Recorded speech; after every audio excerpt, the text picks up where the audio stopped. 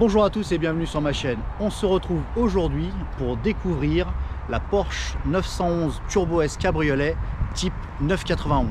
Pour ce faire, je suis accompagné d'un ami Guillaume qui, pour des raisons personnelles, ne souhaite pas apparaître à l'écran, mais qui pourra nous donner toutes les informations sur son extraordinaire machine. Allez, c'est parti, on y va. Alors, on va faire un petit tour donc du propriétaire. Alors, on peut rappeler, faire un peu d'histoire.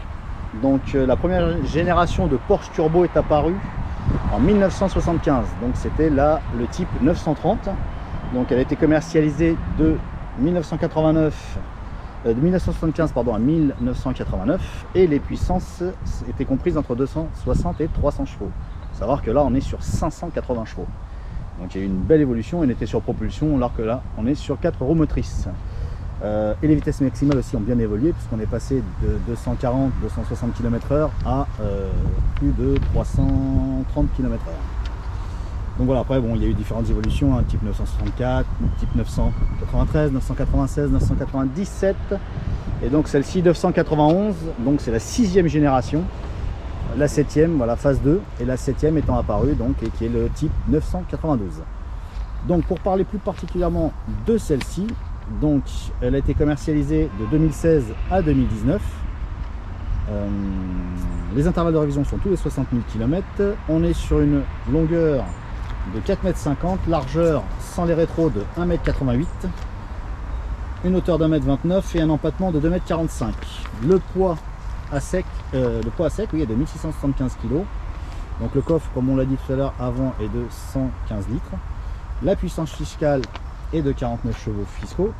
C'est un moteur donc typique de chez Porsche, de 6 cylindres horizontal 24 soupapes, de 3,8 litres de cylindrée, développant 580 chevaux à 6500 tours minute. Le couple quant à lui est de 75 Nm à 2200 tours minute. Boîte automatique, donc comme on l'a précisé, PDK 7 rapports, 4 roues motrices, donc vitesse maximum 330 km/h. Arrière directrice. Roue arrière, oui, merci de le préciser, effectivement, roue arrière directrice. C'est vrai que tout à l'heure en roulant, j'ai senti tout de suite que l'arrière de la voiture était beaucoup plus mobile que sur une version standard. Le 0 à 100 est quant à lui abattu en 2 secondes 9. La consommation, alors des valeurs Porsche, hein, mais je pense que... Qu'est-ce que tu dirais toi en tant qu'utilisateur? Bah, que ça reste quand même raisonnable, honnêtement. C'est vrai, ouais. Parce que le constructeur lui annonce une conso mix de 11,8 litres, extra urbaine 7,5 litres et 9 litres 10 en consommation mixte. Ça marche, donc on va dire que c'est raisonnable. Voilà, pour ce que ça marche, on va dire que c'est raisonnable. Et le réservoir, quant à lui, étant un réservoir de 68 litres. Donc, le freinage avant, donc c'est sur toutes les turbos, c'est ce que tu me disais, c'est un freinage céramique. Sur la Turbo S, ouais, sur la Turbo S, c'est d'origine.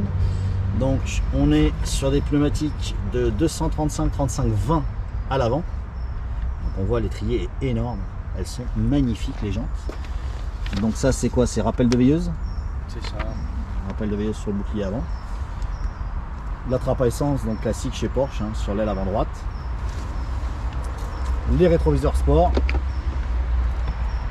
Avec le bouchon racé en alu. Lisserie apparente qui rappelle un petit peu le volant. Donc les rétroviseurs sport. Non rabattable, c'est le défaut. Non rabattable, ouais, c'est le problème, c'est ce que me disait Guillaume. C'est qu'ils sont fixes, ils sont non rabattables. Là, on a une petite protection, on voit le film qui vient protéger des projections de gravillon. Les entrées d'air pour gaver d'air le turbo. À tout moment, tu me dis, hein, Guillaume, si j'oublie des choses. Là, il y a l'option de l'ouverture, c'est clé. Main libre, clé main libre. Ouais. D'accord. Donc, la jante arrière est quant à elle. En 20 pouces également, mais en 305 30 20, donc on voit ici sur le côté. Donc, pareil, énorme, le gros disque, la capote noire, le gros aileron arrière, donc qui sort à partir de combien? Je sais pas, 120, 120, ouais, de mémoire c'était 120. Pas de bêtises. Les petites écopes ici, toujours pour gaver d'air le moteur, les feux que je trouve magnifiques. De toute façon, pour moi les Porsche sont de plus en plus belles. Donc on a également les radars, je ne sais pas si on voit bien l'image, radar avant, radar arrière, caméra de recul, tout ce qui va bien. C'est d'origine le pack noir comme ça, les échappements noirs? Ouais, c'est une option. C'est une option, ah oui d'accord. En même temps chez Porsche il y a une liste d'options longue comme le bras. Ouais, c'est clair. Le petit rappel ici, 911 Turbo S en noir, ça va être une option aussi j'imagine. Ouais. Donc voilà, le catadoptre à l'arrière. Les petites ailettes comme ça qui nous rappellent le bouclier arrière de la Carrera 4S, de la 996 Carrera 4S. Et voilà, après on part sur les mêmes données sur le travers. À l'avant, oui, on n'a pas vu à l'avant. Donc, si tu peux, ah oui, il y a là les signatures lumineuses. Donc désormais connues et répandues chez Porsche, donc les 4 points lumineux sur les deux phares. Voilà. Là elles sont pas allumées, mais sinon il y a celle-ci aussi. Les clignotants et veilleuses aussi. Clignotants et veilleuses. Feu de jour. Voilà. Et en bas, donc, ce petit boudin qui se gonfle en fonction de la vitesse. Avec ici le radar pour le régulateur adaptatif. Voilà tout ce qu'on pouvait dire sur l'extérieur de cette magnifique Porsche 911 Turbo S Cabriolet phase 2. Donc c'est parti pour la visite intérieure donc de cette Porsche 911 Turbo S Cabriolet. Alors, on commence par les contreportes. Donc, elle est équipée, comme vous le voyez ici, du pack carbone. Les poignées de porte, donc typiques de Porsche. On retrouve ici donc le petit bouton pour remonter les vitres, c'est ça, Guillaume? Remonter les vitres à l'arrière quand elle est décapotée. Donc vitre avant gauche, avant droite. Les rétroviseurs. Elle est équipée donc du pack siège électrique avec les mémoires. Donc très complet hein, puisque ça joue également sur les renforts, sur le maintien latéral de l'assise et du dossier, c'est ça? C'est ça. Voilà, donc on a vraiment un super pack. Ici l'ouverture du coffre avant, ici l'ouverture du coffre arrière, donc où se trouve le moteur. Très joli pack carbone. Hein. Bon, voilà. Donc elle est équipée du démarrage sans clé et donc ce que m'expliquait Guillaume, c'est que cette clé-ci ici est fixe, donc elle reste à demeure sur le contact.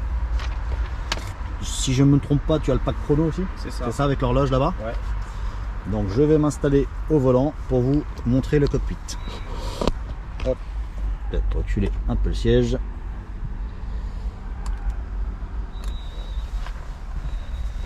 Alors voilà. Voilà, volant. Donc la clé est comme ceci, représentant une Porsche 911, le petit écusson. Donc les fameux toujours 5 compteurs typiques de chez Porsche. Donc température d'huile, température d'eau, le tachymètre, kilométrage total, kilométrage partiel, le contour, donc toujours chez Porsche en position centrale juste devant vous, avec les rappels des différents modes puisque c'est une boîte PDK à 8 rapports si je ne dis pas de bêtises, 7 rapports, 7 rapports.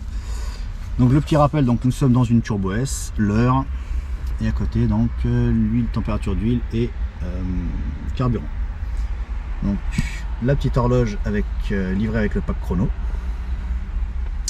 un écran qui est tactile il me semble. Ouais. Guillaume, tu m'arrêtes si je me trompe. Ça. Ok, le réglage de la température gauche et droite, L'Apple Car aussi. l'Apple CarPlay donc pour connecter son iPhone. Pour Waze, ça peut servir. Et pour Waze, oui, c'est important de le signaler. Donc toujours la console centrale hein, dans le pack carbone, tout équipé carbone. Le super levier PDK que moi je trouve magnifique, qui change un peu parce que sur le modèle 992 ils sont passés pour ce qu'ils ont appelé une espèce de rasoir, qui d'après Guillaume a priori ça ne choque pas trop en vrai. Voilà, ça peut choquer en vidéo mais a priori en vrai ça passe. Bon après c'est classique, hein, le mode, la cartographie, le multimédia, recyclage de l'air, dégivrage. Les sièges chauffants, ils sont chauffants et ventilés ou juste chauffants? Juste chauffant. Juste chauffant, donc droite et gauche. Voilà, hein, ici le réglage de la suspension, l'anti-patinage. Donc ce modèle est équipé d'un lift, donc il permet de lever le nez de la voiture pour éviter de frotter les dodanes ou voilà, quand on a des inclinaisons un peu importantes, vu que c'est une voiture de sport, rabaisser, ça aide. Ici donc on peut lever manuellement l'aileron arrière. Et on a également le spoiler avant. Comment tu dis que ça s'appelle? Moi j'appelle ça le boudin. Le petit boudin avant, donc qui est aérodynamique et à partir de certaines vitesses, donc qui descend pour stabiliser, donner plus de stabilité à la voiture. Donc ici l'interrupteur pour décapoter. Celui-ci c'est lequel? Ça c'est en fait quand tu es décapoté, c'est une espèce de protection contre le vent à l'arrière pour empêcher que le vent Ah oui d'accord, rentre dans l'habitacle. le filet anti-remous. Filet anti-remous. D'accord, on peut l'actionner électriquement de par le poste de pilotage. Et ici donc c'est la commande inverse de celle-ci pour recapoter. Ok, ici on a un petit allume-cigare. Voilà. On a donc c'est gaufré sur la coudoir, le rappel du modèle donc Turbo S. Voilà, donc la charge par induction pour son téléphone, donc un petit accoudoir central. La sonorisation est confiée à Bose, c'est souvent le cas chez Porsche.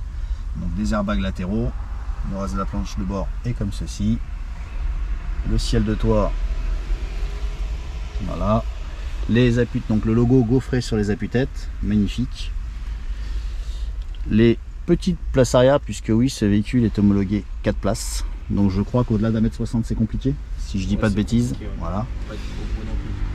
Ici donc bien intégré, hop, les portes-gobelets, comme souvent chez Porsche. Donc voilà, qu'on déploie et qu'on remet, hop, comme ceci. Voilà, ça prend pas de place, comme ça s'intègre bien dans la planche de bord. Et on garde la praticité effectivement de pouvoir les déployer pour poser son verre.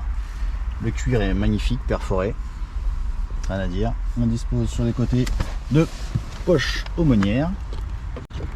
Voilà.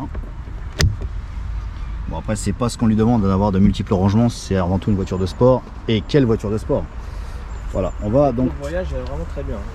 Ouais, en plus ça reste, c'est l'avantage de Porsche, c'est que c'est des voitures très performantes, mais avec lesquelles on peut rouler tous les jours et comment dire, qui restent assez confortables, ce qui n'est pas le cas de toutes les voitures de sport. On va maintenant, donc là en version coupée, on va passer maintenant, on va vous montrer la cinématique de décapotage. On va passer maintenant à la cinématique pour décapoter.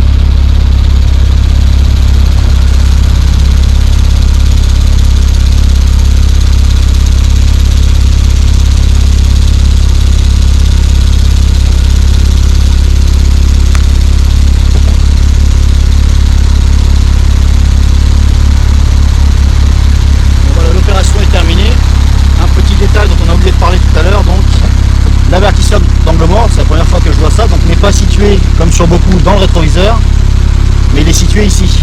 Il y a 3 petites LED lumineuses, donc c'est ici que se fera l'apparition d'un véhicule dans votre angle mort. Pour recapoter, on fait l'opération inverse. On l'a montré tout à l'heure, donc on appuie sur le bouton qui est en dessous, celui-ci, et donc on le lève et elle va naturellement se recapoter.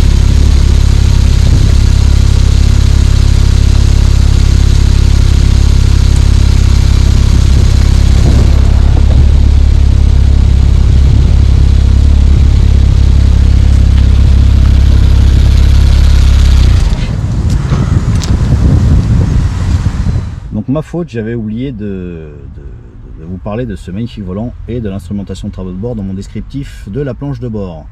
Donc magnifique volant de 3 branches avec la visserie ici apparente pour donner un petit côté racing qui de mon point de vue est du plus bel effet. Au niveau des commodos, donc on retrouve ici le son, ici la touche favori, répondre au téléphone, raccrocher, revenir en arrière. Et ici donc cette petite molette permet d'actionner, de faire défiler les informations sur le petit écran à droite. Donc on accouche le moteur, là c'est la force G, donc latérale, transversale, évidemment qui là ne fonctionne pas, il faut rouler. Donc avec 580 chevaux à mon avis on doit en prendre du G. On verra ça plus tard dans l'essai dynamique. Donc le chrono, puisqu'elle est équipée donc du pack chrono. Alors c'est reconnaissable à l'horloge, de mémoire. Celles qui ont l'horloge, forcément, elles ont le pack chrono. Ouais. Voilà, donc on est sur du 4 roues motrices évidemment. La pression des pneumatiques. Voilà, après les tripes classiques. Voilà. Non, on revient après, donc voilà, par exemple le rappel de la navigation sur le tableau de bord. Et on l'a ici aussi également. À la façon de Ferrari, on a aussi, alors chez Ferrari c'est le Manettino, ici je ne sais pas s'il a un nom spécifique chez Porsche, donc qui permet de passer donc origine, j'imagine.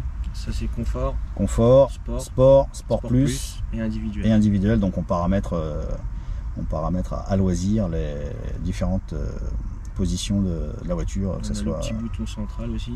Et celui-là il sert à. Ça c'est pendant 20 secondes. Ah oui, C'est un boost. Un boost. Ça En te donne plus la des 580 puissance chevaux. maximum du véhicule. En fait, si t'as pas le temps de tourner la molette, t'appuies. Et là, on l'a direct, on gagne du temps. Et bien évidemment, les palettes au volant, donc montée et descente des rapports. Le régulateur de vitesse. Adaptatif. Et limiteur de vitesse également, j'imagine. Ouais. Donc voilà, c'est très très complet en termes d'équipement. Voilà.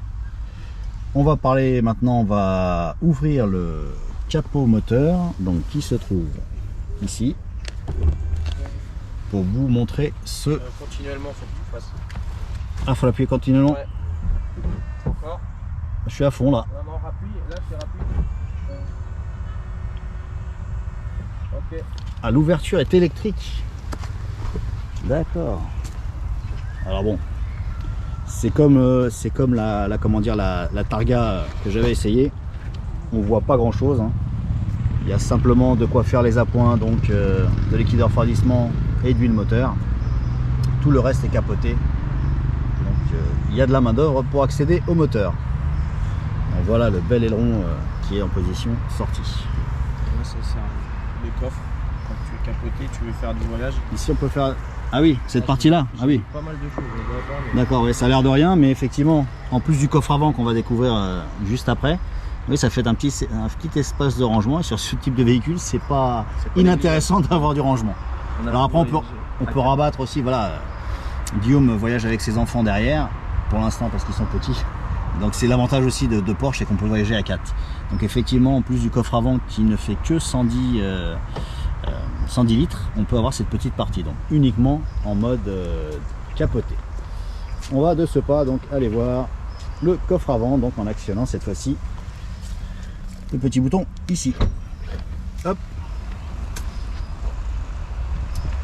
Donc typique chez Porsche, hein, je pense que c'est tous les mêmes, hein, que ce soit la turbo ou pas la turbo, je pense que. Tiens ouais, je te laisse faire. Impeccable. Donc voilà qui est une bonne contenance. Hein. On descend bien, donc 110 litres, je le rappelle. On peut mettre quelques petites affaires quand même. Après, si on veut partir en week-end, eh ben on peut toujours rabattre les dossiers à l'arrière. Oui. Voilà, pour faire un autre coffre. Donc du coup, la capacité d'emport devient quand même assez sympathique. Et les enfants restent à la maison. Voilà. Ok. On va passer à un essai dynamique. Donc voilà, on se retrouve pour l'essai dynamique de cette Porsche 911 Turbo S Cabriolet de 580 chevaux. Donc c'est une voiture, comme je le disais plus tôt dans la vidéo, qui est très confortable malgré tout. Alors c'est assez difficile à croire tant qu'on n'a pas essayé, mais effectivement c'est sportif, hein, c'est clair.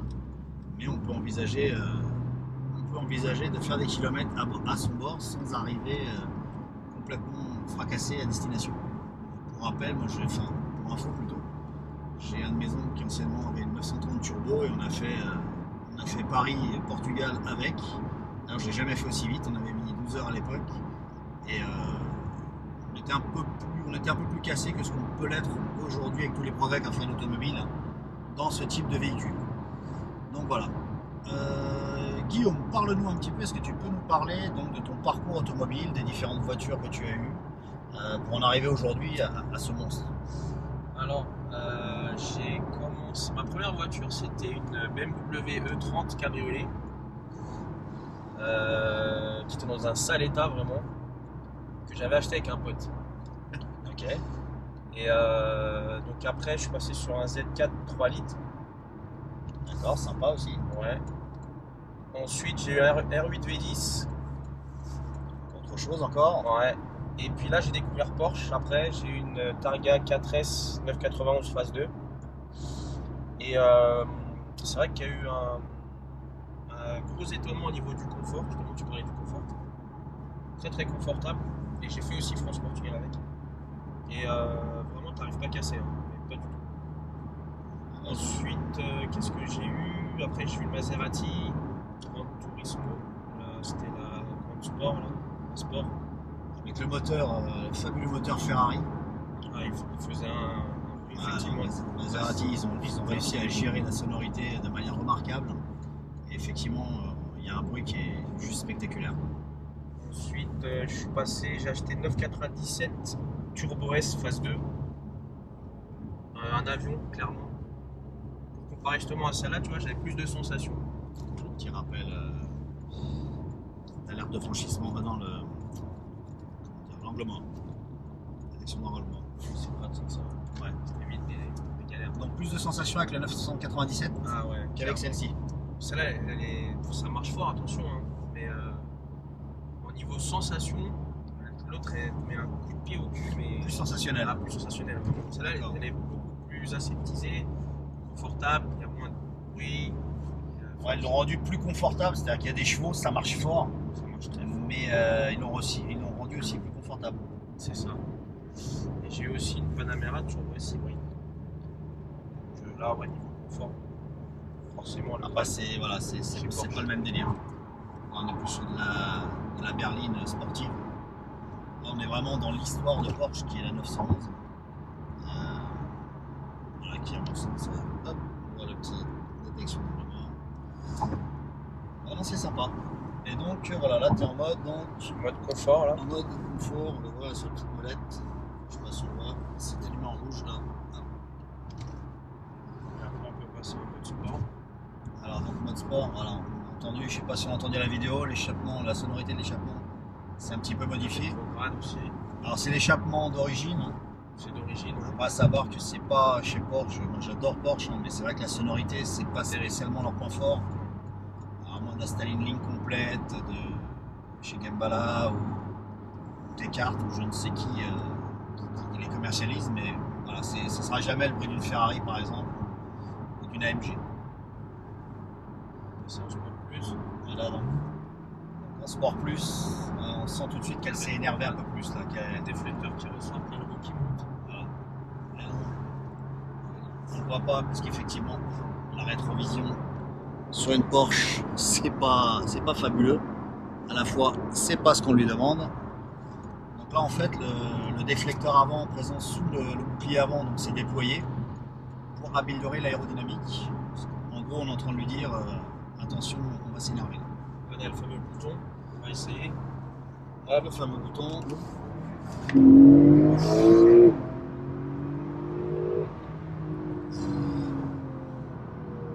Ah oui, alors le bouton fonctionne très bien. On a vraiment la pulpe qui reste collée au fond de la boîte crânienne. Ouais, ça marche. Ouais.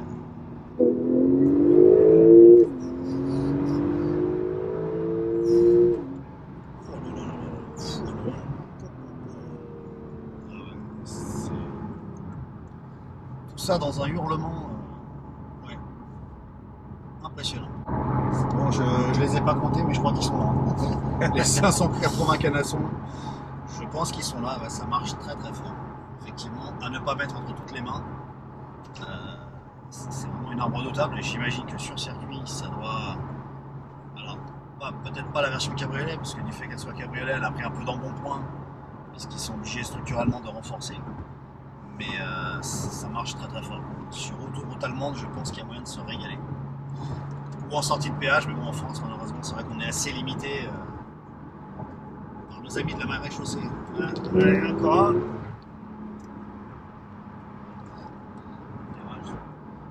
Virage.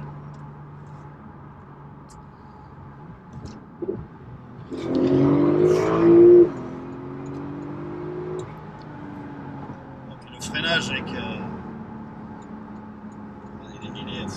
c'est mordant. C'est incroyable. Et voilà, du coup, voilà, on retourne en mode confort gentiment. Limite régulateur de vitesse. En mode papa en balade. Et puis tout va bien. On remet à 70. Voilà. 90. On peut même aller jusqu'à 90. Ouais, mais j'aime bien les 70, ça te permet de. Oui, d'avoir une petite marge de 20 km/h pour On passe jamais les vitesses. se faire un peu de plaisir.